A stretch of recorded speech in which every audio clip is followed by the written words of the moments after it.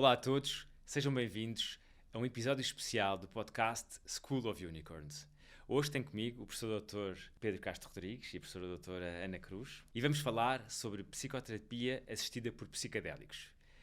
Estes convidados já estiveram na nossa primeira temporada, separados, e hoje fazemos questão de trazer esta psicoterapia acompanhada por psicadélicos à nossa conversa do dia, porque temos aqui muitas coisas que aconteceram entretanto, certo? Acho que podemos dizer que sim. Podemos dizer que sim. Não, o Pedro e a Ana trabalham connosco aqui na Clínica Hugo Madeira e são dois profissionais de mão cheia. O Pedro é investigador associado do Imperial College em Londres, que é a instituição com mais trabalhos publicados nesta área de psicadélicos, e também está ligado aqui ao Hospital Psiquiátrico Júlio de Matos, onde aí começaram a fazer em Portugal esta psicoterapia acompanhada por ketamina. E a Ana é formada no Legacy Training do Stanislav Grof, formada em psicoterapia assistida por psicadélicos. Exatamente. Então vamos começar. Eu acho que vamos voltar um bocadinho atrás, para quem não ouviu as nossas outras entrevistas. E o que é isto da psicoterapia acompanhada por psicadélicos? O que é que muda de uma psicoterapia normal ou convencional? O que é que mudou? É uma ótima pergunta para começar. Eu gosto de definir psicoterapia, e corrijo-me Ana se estiver errado, como uma intervenção baseada na relação humana e no diálogo, não é? Que tenta ajudar a pessoa a compreender melhor os seus problemas, a encontrar estratégias para implementar um processo de mudança, e esse é um tratamento muito válido e muito útil para grande parte das perturbações de saúde mental. No entanto, em determinados quadros mais que nós chamamos resistentes, não é? Sobretudo de depressão resistente, mas esta intervenção também está a ser investigada noutros diagnósticos. Há determinadas pessoas que não melhoram nem com psicoterapia, nem com os medicamentos convencionais, por exemplo, os antidepressivos. E é para estes casos que esta intervenção da psicoterapia assistida por psicadélicos, ou tratamento com psicadélicos e suporte psicoterapêutico, pode ser denominada de várias formas, que introduz aqui um fator muito importante, que é esta administração de uma substância psicadélica, enquanto a pessoa está acompanhada, que vai fazer aqui com que o processo psicoterapêutico possa ser, por um lado, mais aprofundado e, por outro lado, acelerado nos seus benefícios. A ideia é essa. Não sei se concordas com o que eu disse, mas... Concordo em absoluto. Boa. Como é que vocês podem explicar isso de uma forma um bocadinho mais simples? O que é que leva a pessoa a chegar a esse estado mais profundo, que não leva a uma psicoterapia normal? Ou o que é que nós estamos aqui a diferenciar? Imagina uma pessoa que depois toma fármacos antidepressivos e etc. Qual é que é a componente diferencial para este tratamento? No fundo, penso que se calhar aquilo que estás a perguntar é porque é que algumas pessoas, na verdade, não melhoram com antidepressivos nem com psicoterapia, não é?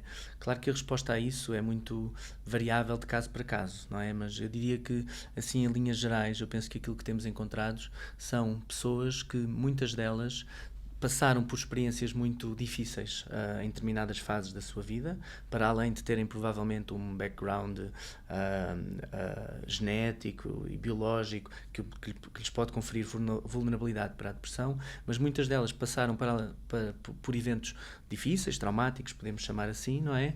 Que depois tiveram reflexo nos seus padrões, das suas formas de relacionar consigo e com os outros, e em alguns destes casos, a medicação, pelo seu efeito, e a psicoterapia mais convencional pode não ser suficiente, porque estes podem ser bloqueios muito profundos e muito difíceis do ponto de vista psicoterapêutico da pessoa aceder através do verbal, e do ponto de vista mais farmacológico, o efeito do medicamento antidepressivo, que é muitas vezes simplesmente causar aquilo que muitas vezes chamamos uma certa anestesia emocional, portanto as emoções negativas deixam de ter tanto impacto. Isto pode não ser suficiente em algumas pessoas com casos mais graves. E eu acho que aqui os psicadélicos introduzem aqui um fator de poder quebrar alguns padrões, trazer material para a psicoterapia, trazer novos conteúdos que tornam um processo bastante rico. É então indicado para pessoas que são resistentes a uma psicoterapia normal, ou pessoas que são resistentes por vezes às suas próprias crenças e não se conseguem abrir. Eu gostaria de acrescentar aqui uma dimensão um bocadinho diferente e mais nesta linha do que é a psicoterapia, porque a psicoterapia surge essencialmente no formato de psicoterapia verbal. É assim que a história da psicoterapia começa. E se nós pensarmos que a linguagem verbal é um símbolo da sociedade moderna e que antes da linguagem verbal nós estamos a falar falávamos de uma outra forma de representação do ser humano, que é, pronto, há alguns neurocientistas que falam sobre isto, nomeadamente o António Damasio, que antes do símbolo, antes da linguagem, existe a imagem. Há algo antes que nós transformamos em linguagem. Se nós pensarmos que a psicoterapia é baseada com algo que já é por nós transformado, nós percebemos claramente que nós nos habituamos a contar histórias sobre nós, narrativas, que depois ficam herméticas, ficam fechadas e das quais nós temos muita dificuldade em nos desprender. Para mim, a psicoterapia assistida por psicadélicos vem trazer esta nova dimensão de nós podermos ir atrás da linguagem, ir atrás das histórias que contamos sobre nós. E eu sou psicoterapeuta essencialmente, pronto, tu sabes, eu sou psicodramatista, faço também psicodança. Antes dos psicadélicos, para mim foi uma via muito importante perceber o que o corpo nos traz, e eu diria que a psicoterapia assistida por psicadélicos vai a um nível ainda mais profundo neste trabalho de retirar a dimensão do verbal e trabalhar muito mais diretamente com aquilo que são as nossas emoções, com tudo o que não é construído. Concordas comigo, Pedro? Concordo. Até um termo que eu gosto de usar para essas narrativas: ficam cristalizadas, tornam-se muito repetitivas, muito recorrentes, e a pessoa tem dificuldade em sair delas, não é? E, portanto, aqui permite-se trabalhar não só ao nível do verbal, mas ao nível do pré-verbal, não é? E adiciona essa dimensão para além de outras. Exatamente. E este tipo de terapia, ao contrário de uma psicoterapia normal, acaba por ter resultados muito mais rápidos, não é? Porque uma pessoa pode andar em terapia anos e anos e anos e não consegue passar para outra dimensão, não? Portanto, este tipo de uma questão é se este tipo de terapia, com certeza, vai durar menos consultas do que uma terapia no tempo, sem de certa forma estes auxiliares de profundidade e de quebrarem aqui determinadas ligações, não é? Quanto tempo em média é que dura um tratamento destes? Portanto, um dos objetivos é precisamente esse, é porque seja um processo que seja rápido nos seus resultados, não é? Que os resultados ocorram rapidamente e que depois sejam mantidos no tempo, com uma necessidade de poucas sessões, não é? Isto nem sempre se consegue, mas é isto que nós tentamos e é isto que conseguimos em muitos casos. Normalmente, quando a pessoa nos procura, ou quando nos é referenciada por colegas, por psiquiatras, por psicoterapeutas, nós fazemos uma avaliação inicial para perceber se de facto esta é a melhor resposta para a pessoa ou se existem outras alternativas que devem ser experimentadas primeiro, e no caso da pessoa ter critérios para este tratamento e da pessoa querer avançar, fazemos 2 sessões de preparação, uma mais médica, relativamente para a pessoa ser informada sobre todo o modelo de tratamento, efeitos possíveis do medicamento, efeitos secundários, etc. E outra mais psicoterapêutica para se tentar estabelecer objetivos, intenções, o que poderia ser importante explorar. Depois do início da sessão, das sessões de administração do medicamento, e depois com psicoterapia sempre no dia seguinte, normalmente aquilo que nós fazemos é um mínimo de 4 sessões, ou seja, uma por semana, portanto 4 semanas, estamos a falar de um mês, e ao fim dessas 4 sessões de administração do medicamento psicadélico com psicoterapia no dia seguinte, ou seja, ao fim de um mês, nós avaliamos e aí começamos a ver se de facto isso já será suficiente para podermos interromper as sessões do medicamento, ou se serão necessárias mais 1 ou 2 sessões. Portanto, em média, os tratamentos duram cerca de um mês e meio, desde que se começam as sessões com o psicadélico. Eu gostava de perguntar aqui umas questões mais técnicas, mas dá-me vontade de perguntar já, depois de referir todo este protocolo. E o que é que as pessoas dizem? O que é que as pessoas sentem ao passar por este processo, não é? Eu acho que pode ajudar, antes de dar esses exemplos, que eu acho que são exemplos muito importantes. Tenho algum receio que alguém possa estar a ouvir isto e que não saiba sequer o que é um psicadélico, por exemplo. Vou se calhar dar essa definição e depois, se quiseres, dar alguns exemplos, Ana. Portanto, um psicadélico é uma substância que causa uma alteração temporária, mas profunda, da percepção, do pensamento, das emoções, ou seja, daquilo que nós sentimos, daquilo que nós vemos, daquilo que nós pensamos, do conteúdo da consciência, no fundo. por vezes, se esta experiência for preparada, se houver um objetivo claro, como aqui há em contexto clínico, neste estado temporário podem surgir experiências com valor psicológico importante, profundo, novas perspectivas em relação à sua vida, ao seu sofrimento, novas estratégias, e é este conteúdo que muitas vezes nós tentamos aproveitar para a sessão de psicoterapia. Para além disso, está demonstrado que estas substâncias têm também efeitos no cérebro, não só estes efeitos agudos, que no fundo depois causam esta tradução psicológica deste estado alterado de consciência, que no fundo o cérebro temporariamente passa a funcionar de uma forma mais imprevisível, mais fluida do que com as restrições habituais, mas também está demonstrado que nos dias seguintes à sua administração estas substâncias aumentam aquilo que nós chamamos tecnicamente neuroplasticidade, ou seja, a capacidade dos neurónios criarem novas comunicações entre si. Isto muitas vezes traduz numa maior flexibilidade psicológica, maior capacidade das pessoas nos dias seguintes porem novas hipóteses e aceitarem novas interpretações em relação ao que lhes está a acontecer. Isto é muito sinérgico com a psicoterapia. E acho que esta definição é útil para tentar entendermos melhor algumas destas experiências ou vivências que as pessoas nos têm relatado. Não sei se queres dar aqui alguns exemplos, sei que temos bastante. Portanto, temos, e tu, a tua definição transporta-me imediatamente para o conceito também de estados expandidos de consciência.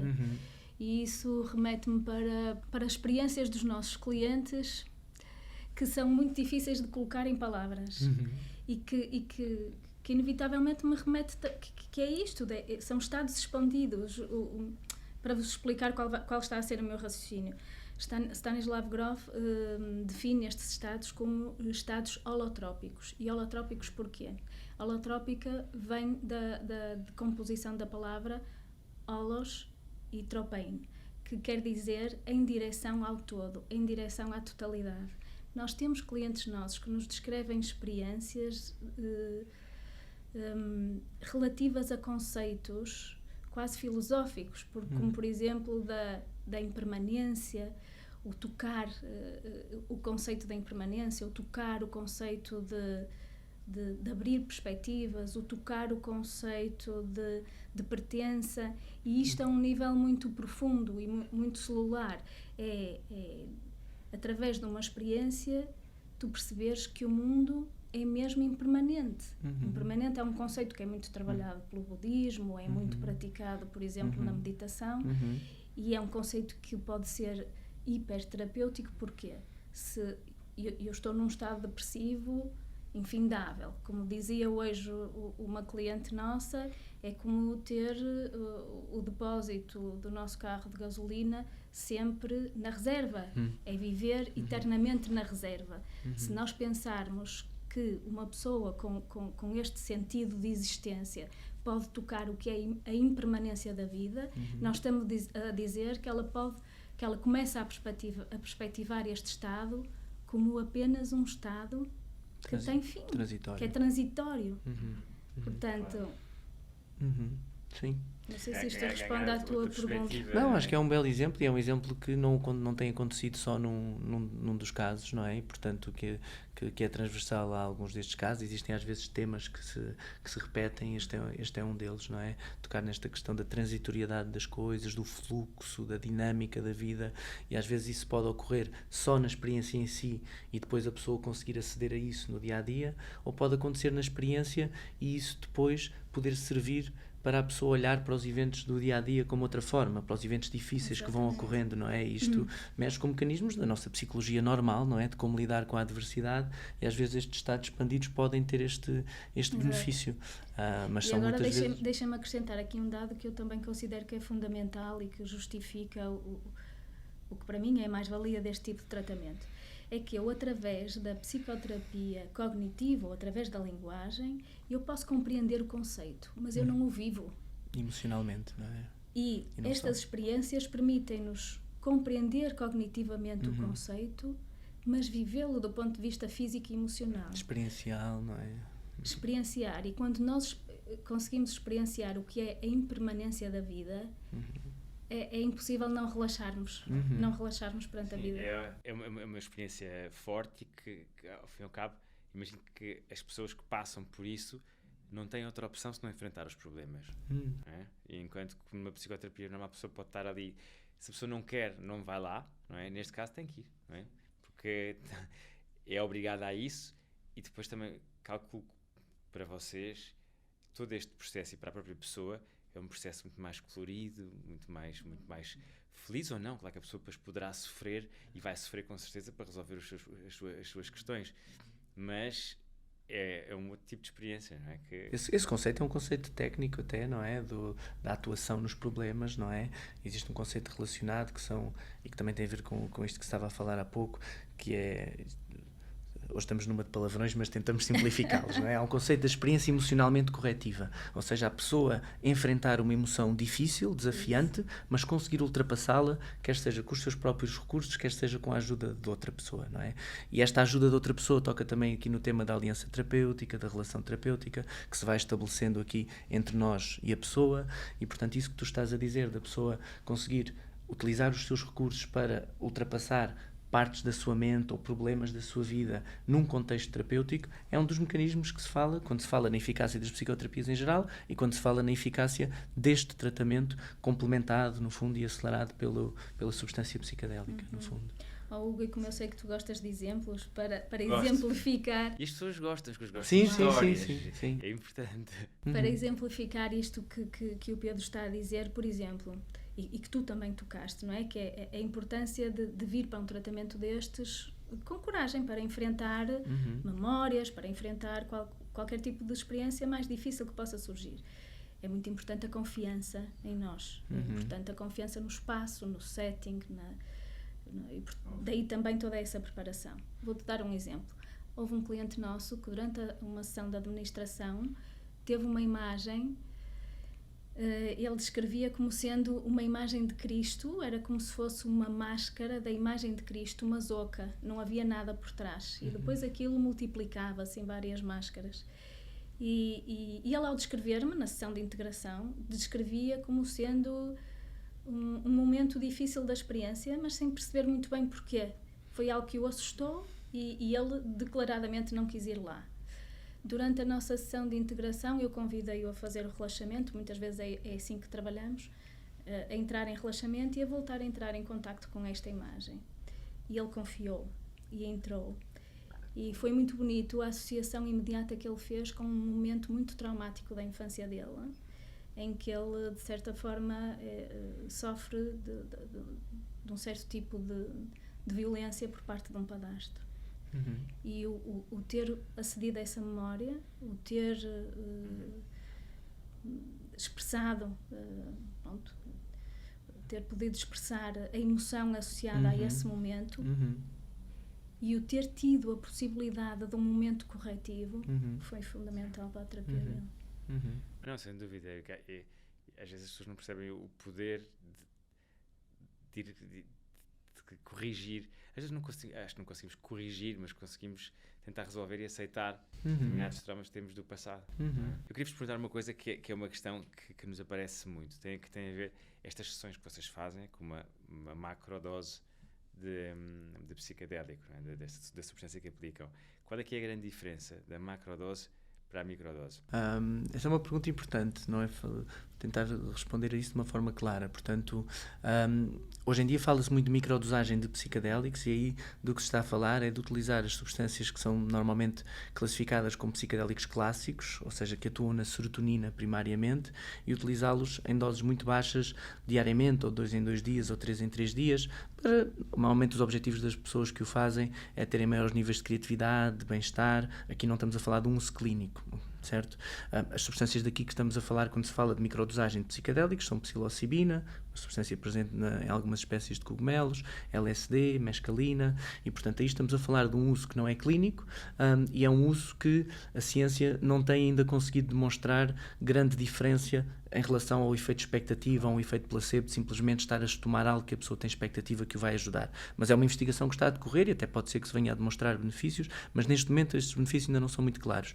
Quando falamos de uma macrodose ou de utilizar, no fundo, psicadélicos, quer sejam psicadélicos clássicos como estes que eu agora agora nomeei, mas que estes que eu disse ainda só podem ser usados em contextos de investigação e não em contexto clínico, ou de se utilizar aquilo que se chama os psicodélicos atípicos, por exemplo, substâncias aprovadas em determinados medicamentos, utilizados como anestésicos, e que em doses baixas têm estas propriedades psicodélicas e que já podem ser usadas clinicamente, prescritos por um médico e muitas vezes com o suporte psicoterapêutico. Aí o que estamos a falar é de causar um estado alterado de consciência, intenso, mas profundo e transitório, que no caso da substância que utilizamos tem 1 hora de duração e que aí sim podem surgir conteúdos que podem ser relevantes como este que a Ana falou e, portanto, é um modelo muito diferente do modelo da microdosagem. E às vezes estes efeitos da macrodose, uma vez que uma macrodose de um psicodélico, uma dose elevada de um psicodélico, vai estimular precisamente aquilo que eu falei há pouco no cérebro, que é este estado fluido, dinâmico, hiperplástico, não é? Mais comunicação entre áreas que não comunicam entre si, e isto às vezes mantém-se nos dias seguintes, não com uma tradução no estado de consciência muito alterado,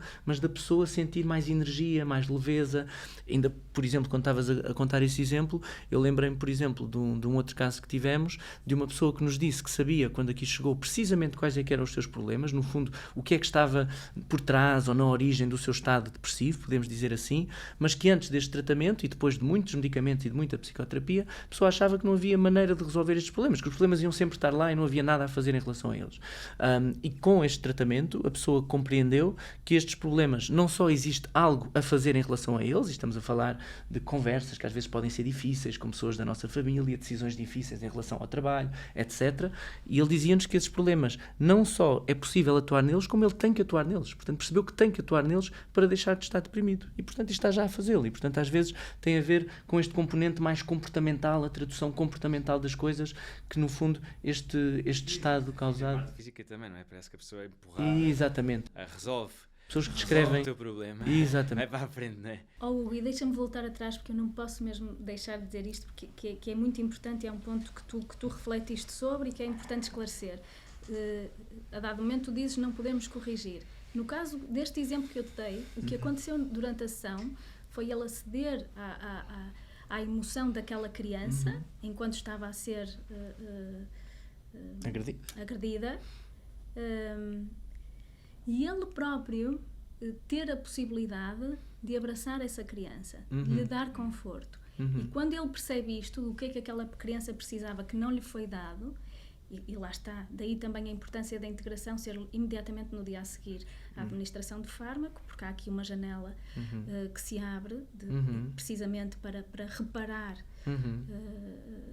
estas situações, e ele, ao poder fazê-lo, ele corrigiu a experiência. Sim. Okay? Portanto, nós temos esta ideia e é real, nós não podemos ir atrás mudar o passado, mas corporalmente, emocionalmente, há experiências que podem ser corrigidas. Sim. Só aqui um termo que, só para clarificar para quem não conhece, o termo que estamos a utilizar de integração tem a ver com a sessão de psicoterapia que é feita no dia seguinte à sessão da administração do medicamento e que permite à pessoa fazer este tipo de trabalho que a Ana está a ilustrar, ou seja, dar uma compreensão ao que aconteceu, tentar perceber o porquê de ter surgido esta experiência, qual é o significado disto, como é que isto pode ser útil, como levar isto para o dia-a-dia, como é que pode ser útil do ponto de vista terapêutico. É isto que chamamos de integração. Não, obrigado pela explicação, Pedro, porque as pessoas podem realmente não saber, e com tantas imagens tão ricas, tudo realmente é preciso depois decifrar. Eu, aqui há pouco tempo... Torná-las úteis. Exato. Aqui há pouco tempo estava em viagem e conheci um australiano e estava a falar sobre o vosso departamento, o nosso departamento, e ele disse-me que a mãe dele saiu de uma depressão profunda graças a psicodélicos. A mãe, que tinha 60 e poucos anos. E eu realmente, ele disse-me que na Austrália as coisas estão muito mais avançadas do que cá, e era uma coisa que eu não imaginava, que uma mulher de 62, ou nessa faixa etária, estivesse tão aberta a uma terapia com psicodélicos. Normalmente nós imaginamos sempre que os mais jovens vão ser mais receptivos. Temos notícias para te dar sobre isso, ou um comentário a fazer, por isso é que estamos os dois a rir. Uma das pessoas... As pessoas podem ainda achar que se calhar... Sem dúvida, ainda há essa ideia. Confundem as coisas e não percebem realmente que isto é uma ferramenta muito útil para resolvermos problemas, e também gostava que explicassem ao certo quais são para que situações é que realmente é indicado este tipo de psicoterapia. Depressão, ansiedade, traumas, Gostava que explicassem isso também. Eu gostava de dizer aí uma coisa que eu acho importante, que tem a ver com, para já só, também assim muito brevemente, e era por isso que estávamos a sorrir, uma das pessoas em quem este tratamento funcionou melhor aqui tinha, se não me engano, 75 anos. E no hospital já fizemos tratamento até a pessoas com uma idade mais avançada do que esta, e funcionaram muito bem. Isto aqui é um primeiro dado, não é? Que no fundo complementa essa história que estás a dizer. Por outro lado, dizer que se calhar esta associação que se faz de psicadélicos a um contexto recreativo é uma associação recente. Os psicadélicos, se olharmos para a história da humanidade, são usados há centenas, provavelmente milhares, é isso que a evidência arqueológica mostra, em contextos que a palavra mais próxima que podemos utilizar é cerimonial, terapêutico, às vezes em contexto religioso, mas sempre com o objetivo de ajuda, não é? De ajuda de comunidade, não é? Em algumas sociedades primitivas e outras que se mantêm até hoje a utilizar estas, neste caso, plantas ou fungos, não é? E, portanto, esta ideia que nós temos do uso recreativo de psicadélicos é uma ideia que vem a partir dos anos 60, quando, de facto, algumas destas substâncias passaram a ser utilizadas de uma forma recreativa, que é um uso também possível e que nós não temos nada a favor nem contra. O mais importante é as pessoas estarem informadas dos riscos quando tomam qualquer substância, não é? E os riscos destas substâncias existem, e provavelmente são menores do que outras substâncias que as pessoas usam em contexto recreativo, como por exemplo o álcool, não é? Mas isso é outra discussão. Fica para outro dia. Do ponto de vista clínico, aquilo que estavas a perguntar, não sei se queres tu complementar, qual o tipo de pessoas, independentemente da faixa etária, que podem beneficiar disto? Queres que eu continue?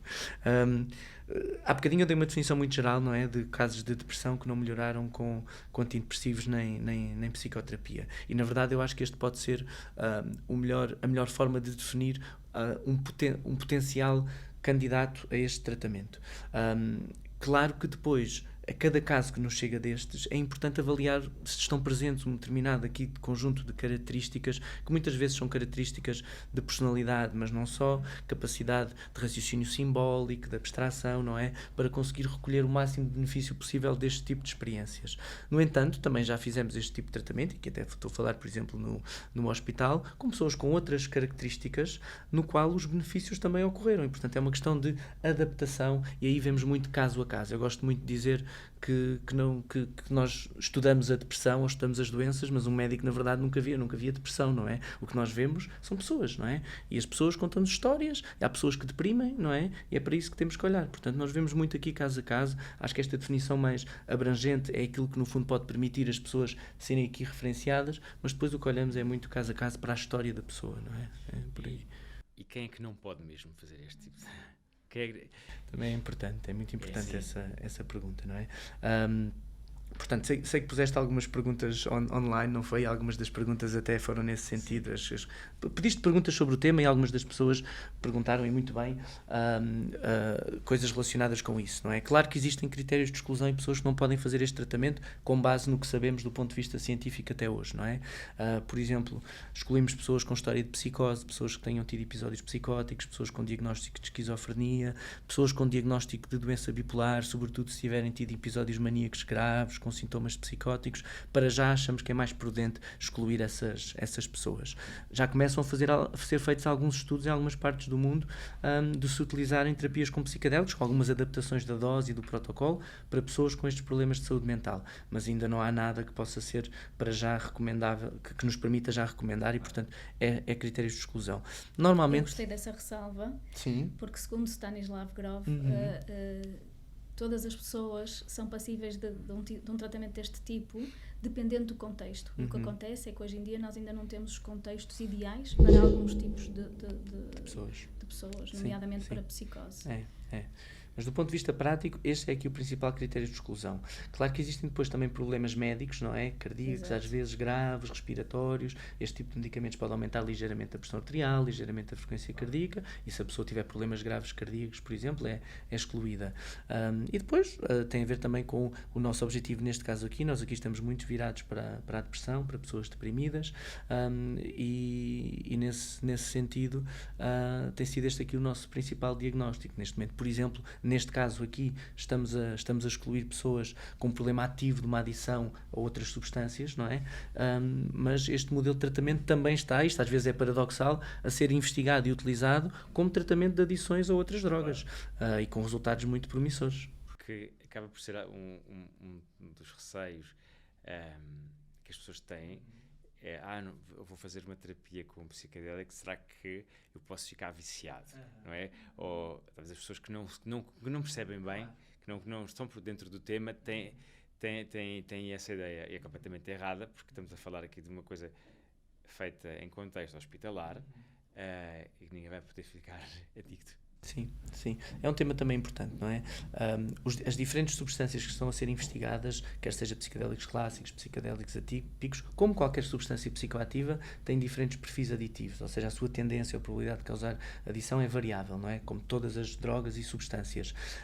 Os psicodélicos mais clássicos, como a psilocibina ou o LSD, apesar de, sobretudo, o LSD ser uma substância que ainda causa muito receio às pessoas, só de ouvir o nome, são substâncias que têm um perfil aditivo praticamente nulo, não é? Não existem casos descritos de dependência a psilocibina ou LSD.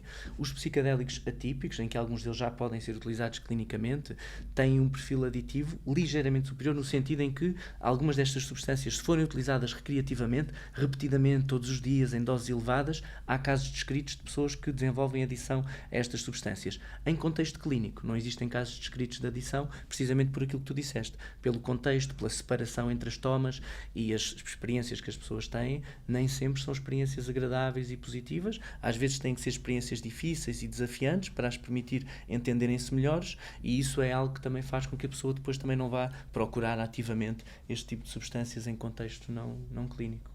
Nem tem acesso facilmente a elas também. Eu gosto de contar uma história, acho que isto é interessante, já gostas de exemplos. Uma vez estávamos num evento a te falar sobre terapia com psicodélicos, e uma das pessoas que lá estava na audiência perguntou: faz-me um bocadinho de confusão como é que fazem tratamento com estas substâncias, quando, no caso específico da substância que estava ali a falar, ela disse que tinha um amigo ou uma pessoa que tinha tido uma adição a essa substância. E estava na audiência uma senhora que tinha feito um tratamento com essa substância em contexto terapêutico, não é? Em hospitalar. E a pessoa levantou-se e disse: olha, eu gostava muito de dizer aqui que eu estava deprimida há 30 anos, este tratamento que incluiu esta substância salvou uma vida, já não estou deprimida, mas a última coisa que eu quero é voltar a tomar esta substância, porque as experiências que teve não foram fáceis, teve algumas mais agradáveis, mas teve algumas difíceis, e portanto isto é muito importante ser falado para reduzir um bocadinho aqui os mitos e os receios em relação a uma intervenção que apesar de ter riscos, é obviamente relativamente segura. Há aqui uma pergunta que não é bem dedicada aqui aos psicodélicos, mas é alguém que diz assim: como é que se ajuda alguém que tem medo de terapia, mas quer tentar? Não serão os psicodélicos interessantes para ajudar? Esta deixo para ti. Alguém tem medo de terapia, porque muitas das pessoas podem realmente ter algum receio de enfrentar os seus problemas, não é? Os seus fantasmas, os seus traumas. Pois olha, Como é que se faz? Como é que se faz? Eu diria para marcar uma primeira sessão e abrir-se à experiência e... Há pessoas que não gostam de sair da zona de conforto, não é? Eu vou ter que pegar neste exemplo, não é? Eu às vezes gosto de chamar a isto não terapia assistida por psicodélicos, mas psicodélicos assistidos por Ana Cruz. Eu gosto de dizer isto porque é uma pessoa de quem eu admiro tanto e admiro tanto o trabalho que faz do ponto de vista psicoterapêutico, que muitas vezes, quando estamos a avaliar as pessoas, estou simplesmente só a observar a forma como a Ana consegue pôr as pessoas à vontade para falar dos seus problemas, e portanto eu aí percebo que possam ter havido pessoas que possam ter tido experiências difíceis com psicoterapeutas, mas é como todos os técnicos e todas as profissões, não é? Diferentes pessoas têm diferentes formas de trabalhar. Se calhar essa pessoa pode ter tentado psicoterapia com alguém que por algum motivo não se identificou e não correu bem, mas muitas vezes depois, se calhar encontrando a pessoa certa, que pode ser a Ana Cruz ou ser outra pessoa qualquer noutro contexto, se calhar esses medos vão desaparecer. Eu diria que aí tem muito mais a ver com a pessoa que faz a terapia do que com a terapia em si. Obrigada por isso, não é pela Ana Cruz, é porque eu encontrei a resposta, porque no final das minhas primeiras consultas, Hugo, eu pergunto sempre à pessoa como é que se sentiu comigo, e a seguir digo, porque se por algum motivo não se sentiu bem ou não fique comigo, nós somos muitos e não desista até encontrar a pessoa certa, porque é isso, porque isto da psicoterapia é um encaixe de duas pessoas. Ninguém faz o trabalho sozinho. Eu acho que não só da psicoterapia, qualquer médico, a pessoa tem que ter uma boa relação, tem que haver uma certa química, tem que haver ali um campo energético muito positivo para haver troca, não é? Para haver cura. Portanto, para essa pessoa em particular, que não tenha medo, que vá experimentar até encontrar. Eu tinha muito mais questões para vocês, mas acho que prefiro deixar para uma próxima. E queria agradecer-vos mais uma vez por fazerem um trabalho magnífico e muito bonito, e ajudarem muitas pessoas. Obrigado a nós por dares essa oportunidade. Então, olha, até breve. E obrigado por teres aceito, por nos dares este espaço para fazer isto. É a vossa casa. Até à próxima. Obrigado.